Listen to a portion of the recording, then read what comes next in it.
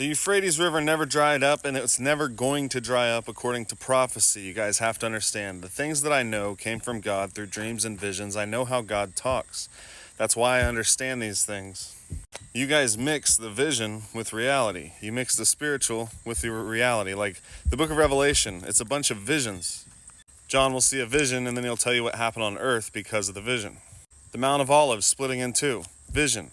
He wasn't actually saying that the Mount of Olives would split in half. He was saying that whenever Jesus returned, right, he saw a vision of what would happen. Jesus returned, he separated the believers from the unbelievers, and the believers had a valley to flee into where they had a place prepared away from the battle, away from the serpent for 1,260 days. The Euphrates drying up was him seeing a vision because it was about the soldiers being able to cross and not having to travel around it and how quickly they would come. And during the siege of Jerusalem, it was like 3 legions or 5 legions of soldiers during the war from 66 to 70 AD crossed the Euphrates to come to Jerusalem to fight. When it said there would be a mountain burning with fire and thrown at, wormwood, that was the vision. What happened on earth was there was so much blood in all the water that it filled up all the waters. So they couldn't drink water without drinking blood. That's why he said, hey, they shed the blood of prophets and of saints, and you gave them blood to drink because they're worthy. The waters became bitter, and a bunch of people got waterborne plagues. Historians don't know, but they can tell by the bones that plagues did go through. They think it might have been the bubonic plague or the plague of cholera in the 1st century.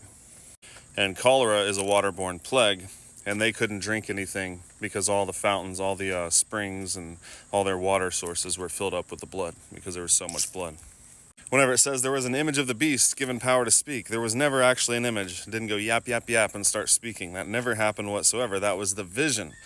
What it was saying was that the beasts, those who took over the temple, the zealots, they didn't care at all for anybody. They didn't care about Agrippa, the king of Judea. They didn't care about the Romans. They didn't care about the priesthood. They slaughtered the priesthood to take over the temple. They didn't care about the Christians. They didn't care about God. Anybody who would not submit to their rule was killed. That's what that means on earth. But in the vision, he saw an image given power to speak. And that's what it means with the Euphrates. The Euphrates drying up did not mean that the Euphrates would actually dry up like everybody thinks. It meant that the armies would cross the Euphrates and do it with haste. So the vision was the Euphrates dried up.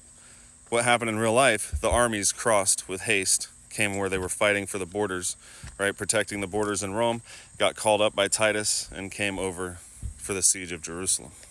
I make a ton of videos explaining the Bible. Give me a follow.